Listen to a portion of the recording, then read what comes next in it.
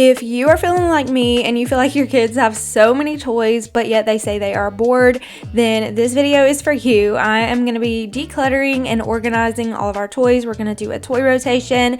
We're going to get rid of a trash bag of toys to make a little bit of room for Christmas coming up. It is September, so I have a November birthday for one of my boys, and then we will have Christmas following soon after. Sometime before Christmas, usually in the fall, I like to go ahead and do a sweep and a declutter of just a few of the kids' toys. Some things I will send over to the grandparents' house, and some things we just get rid of completely. Anything that is broken, I just throw away. So we do not have a garage or really anywhere good to store toys, so I do just keep them in these totes in the top of my boys' closet. So this is all the toys that I have put up that are not out right now, and then this is some of the boys' fall clothes that I'm going to be putting up in the closet today. So the first thing that I'm going to be doing is dumping out a tote one at a time and starting to make piles. Once I dump that box out and have sorted everything, then I will move to the next box and dump that out. So whenever I do toy rotation, I just kind of fit everything up in the closet the best way that I'm able to, and I'm just kind of trying to sort everything. I do this every once in a while just to kind of get things more organized, and I do a new toy rotation about once or twice every month, and this just saves my sanity because I used to leave all of my kids' toys out all the time because in my head I was thinking, well, they have these toys, I want them to be out so that they can play with whatever they want to play with when they want to play with them. And then I soon realized that when everything is out, my kids actually feel overwhelmed and they don't even want to play in their rooms. So whenever I have just a few of their toys out and I switch them out every once in a while, they are more interested and more engaged in playing with those specific toys that I have set out for them versus toys being all over the floor or just dumped into a toy box and they can't play with their toys correctly because all of the pieces are missing. So whenever it comes to leaving out blocks and puzzles, I only leave out one type of block and I will leave out one or two kind of puzzles because the puzzle pieces get mixed up really easily and then they get confused and can't play with the puzzle. And I do have toys all over my house, not just in my kids' rooms. Today we are going to be focused on my boys' room. They're ages 1 and 4, and then I do have 2 girls ages 6 and 12 as well. But my 6-year-old is really good about keeping her toys put away and organized, so I don't do a toy rotation in her room.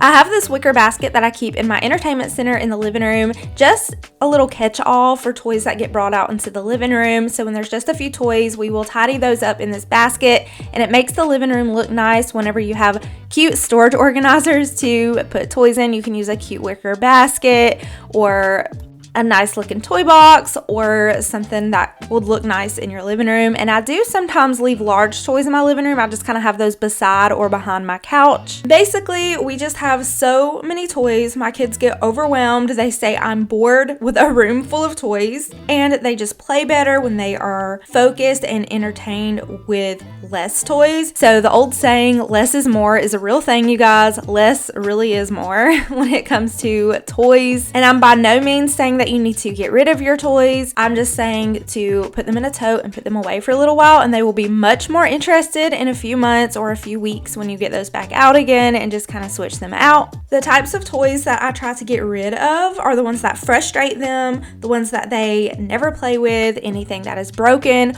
or those toys that they are fighting over and they're only fighting over it because they just want to fight over it, and then once someone gives up on it, and then the toy just ends up back on the ground and no one ever plays with it. It's just a fight over toy. And we have a few of those, so I'm just gonna go ahead and get rid of them because all they do is cause commotion and nobody's really interested in playing with them. They just want to fight over it. And yes, my kids do fight over toys, but they actually play with some of the toys. They will fight over it but then actually play with it, and then there's those toys that they fight over and then they don't play with. And any favorite toys that they play with all the time or they talk about all the time or they love, I never store those away. I leave those out because clearly they're playing with them if they're their favorite, so I just leave those out all the time.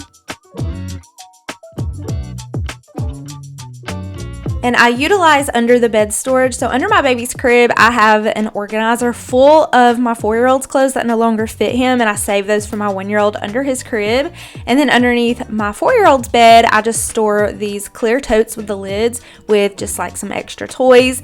Now I did have those totes in the closet, but they just take up too much space in the closet with their clothes hanging down. Their clothes were kind of sitting on top of the totes, so I decided to put those clear totes underneath my 4-year-old's bed, and it's a game changer to use that under the bed storage with these large totes. So I'm filling this wicker basket with a few toys out of the toy rotation for my living room. And then I have a tote of puzzles. I have a tote of the toy kitchen food. I will be taking that tote into the kitchen and switching out some of their toy kitchen food. So I have a toy kitchen in my actual kitchen, and then I have this wicker basket in my living room, as well as some large toys in my living room, and then all of their other toys stay in their bedroom or put away in toy rotation.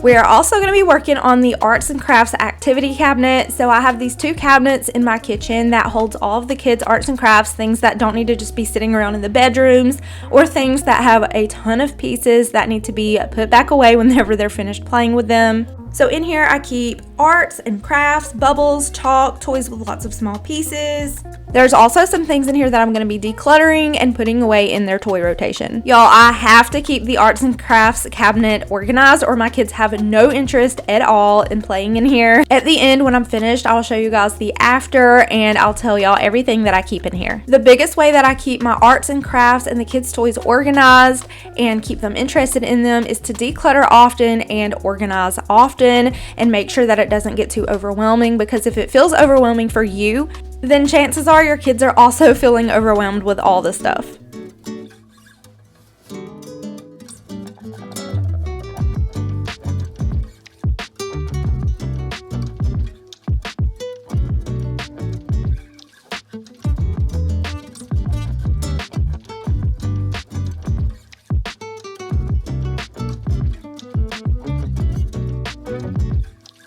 I put a couple of clips in the beginning of the video of Jackson because I actually scissor cut his hair myself. If y'all have noticed, his hair has been pretty long lately, and it's just because I don't want to take him to the hairdresser and have her buzz it because I don't want him to get scared. So I just took it amongst myself to scissor cut it myself in the bathroom. There's still just a few little pieces of his hair that I need to go back over because he would not sit still. He kept turning his head left to right, up and down, and I did my best, but I feel like it looks so much better and it makes him look so much older with his big boy haircut. And I have to mention how hard it was to get this done with a 1-year-old, and it's strictly because I had all of the toys out and he did not understand why he could not dig in and play with them. He did not understand that I was just trying to organize everything. So I had everything out of their closet. All the toys were out and he was actually getting pretty upset that he couldn't dig in and play with stuff. So I was having to give him random toys out of the boxes to go play with.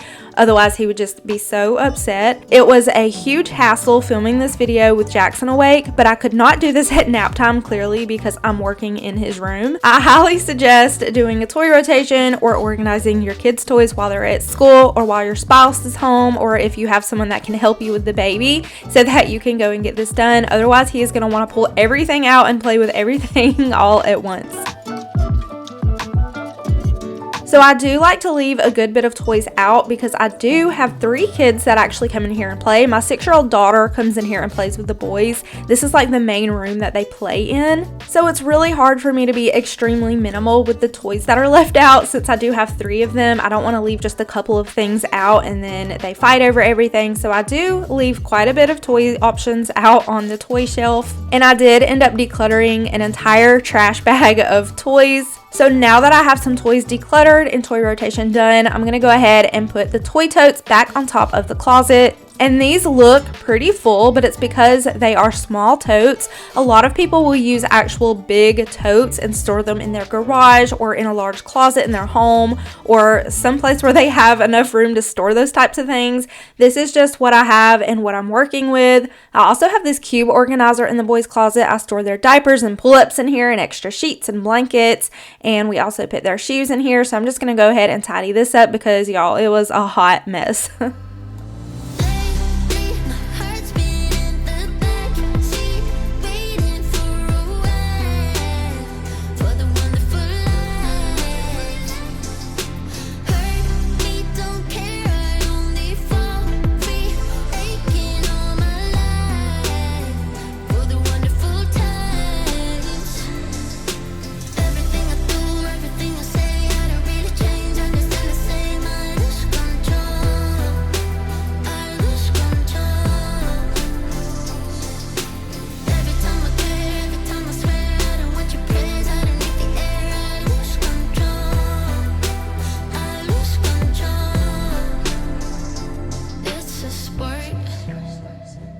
So we live in Georgia and we have not yet seen a cool fall day yet. It is just the beginning of September and it usually doesn't cool off until the end of October going into November. But I do like to go ahead and prep the kids' fall clothes. I'm mostly working on my 1-year-old's fall clothes here, and there was just a couple of my 4-year-old's things thrown in. But I'm going to go ahead and hang all of this up in their closet, and I like to put the fall clothes in the back until we are full blown in fall clothes mode. So I do have their t-shirts and tanks still in the front, and then all of their long sleeves and fall clothes pushed towards the back. And once we finally get into that permanent cool weather, then I will put away all of their summer clothes. I found this super cute little baby stuff box at TJ Maxx for just a few dollars, and I like to put little books and rattles and things like that in the little box for him to look at while I'm changing his diaper. It really keeps him occupied so that we can have a smooth diaper change.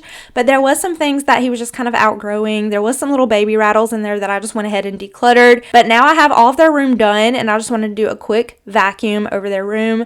And then I end up actually moving their toy box over to the middle of the room because I never really wanted to block the window, because I know that they like to go and look out the window, but they do have 2 of these long windows. So if they want to look out the window, I mean, they can still see out of the window in the middle, and then they can walk up to the other window at the foot of the bed. So I'm just going to pull that toy box over to the middle of the room and keep it pulled away from the wall about 1 or 2 inches, so that way the curtain can freely slide in and out behind it, since I do open those during the day. And then later on, I'm thinking maybe by age 2 to 2.5, I'm going to get my 1-year-old a matching bed to match my 4-year-old. What age did you guys switch your baby to a toddler bed? I would love to know. I usually switch my kids around 2 to 2.5 to a toddler bed, but I'm just so nervous to switch him to a toddler bed because we have all of the toys in the bedroom, so I don't want him to be getting up in the middle of the night and playing with lots of toys since we don't have a playroom. So I'm just really worried about him just getting up and playing in the middle of the night rather than sleeping. So I want to keep him in his crib until probably closer to 2.5, but I would love to know what age you guys switched your little ones to a toddler bed.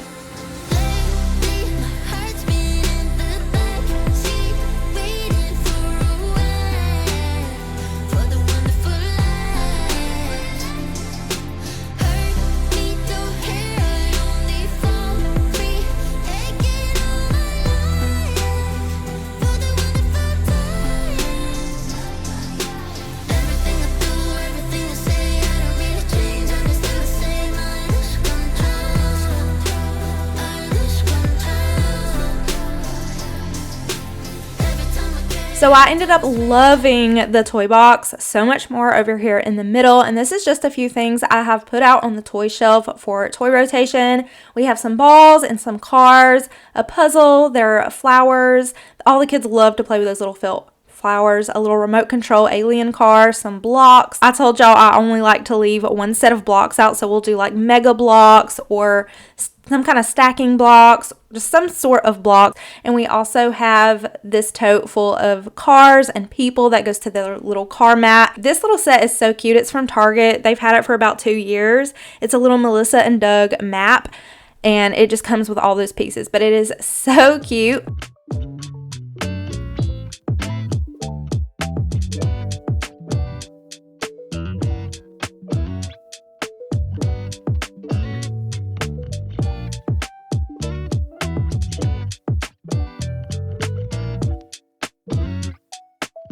Also, in the back of this toy box, it opens up and you can put larger toys in the back. So I do have quite a few of toys in the back, but I don't want it to be too overwhelming where they don't want to play anything. In the fall, I like to get all of his little costumes out, his little dress up and play clothes, since Halloween is all about dressing up.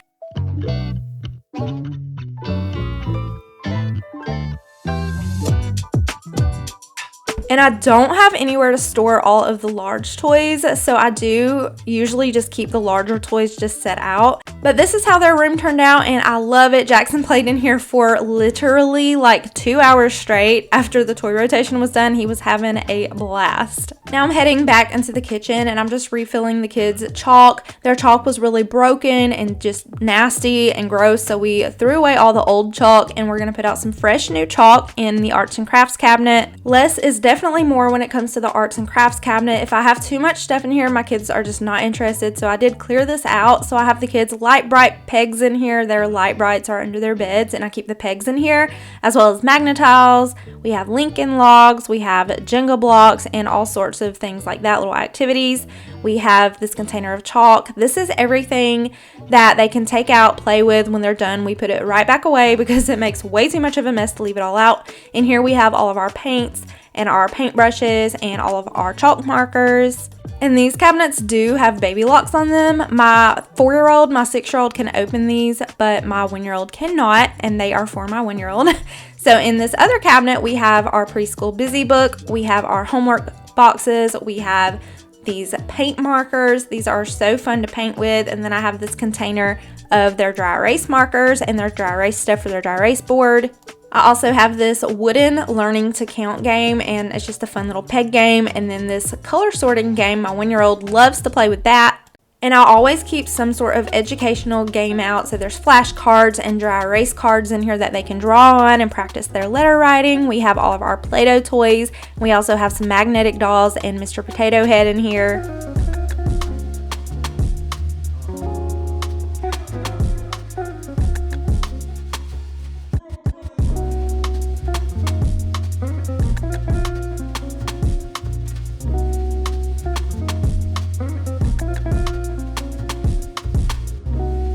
I'm just going to head back to my boys' room one last time, and I'm going to switch up their bookshelves. I like to switch these up every once in a while so it doesn't get stale looking at the same old all the time. And I do like to switch their display books out. The books on the bookshelf I actually will hand to my 1-year-old while I'm changing his diaper, so I do like to leave books and just things for him to hold around the space while I'm changing his diaper. So I just took down those toys that I had on the bookshelves for them to play with, and I'll switch out some books. And lastly, I'm going to head into the kitchen and do a toy rotation on the kids' toy kitchen. As you can see, the kids have a massive amount of toy kitchen foods, and I used to leave these out all the time. I had a wicker basket, and I just had it all dumped into the basket. This stuff was all around my house all the time in all the cracks and crevices, and then they would just get so bored and overwhelmed with all of the toys because they were just out all the time and they wouldn't really play with them anymore. So I find that whenever I do a toy rotation and I switch all of this out, then they are just so excited to play with all the new stuff that I set out, and they'll play with it for a while. Once I notice they're bored with it, then I will do another toy rotation and switch things out again. Some of their very favorite kitchen toys that they love to play with, I don't ever put those away. I just leave those out. And I thought it would be fun to get their little hot cocoa set out. There's these little coffee cups, and they have little hot cocos and hot chocolates. And I also got out their little toy mixer because fall and Christmas is baking season. We're going to be baking lots of fun treats for the fall and Christmas, so that'll be left out probably until winter. So I'm storing some of the toys underneath my 4-year-old's bed, and then I have this whole container that is empty so I can store away more toys when it comes Christmas time when they get more new stuff. I ended up getting rid of 2 trash bags and a small shopping bag full of stuff. It was so satisfying to have all that stuff decluttered and have my house organized. Thank you guys so much for watching today's video. I really appreciate y'all being here, and I hope y'all got some motivation from me today, and I'll see y'all in my next one.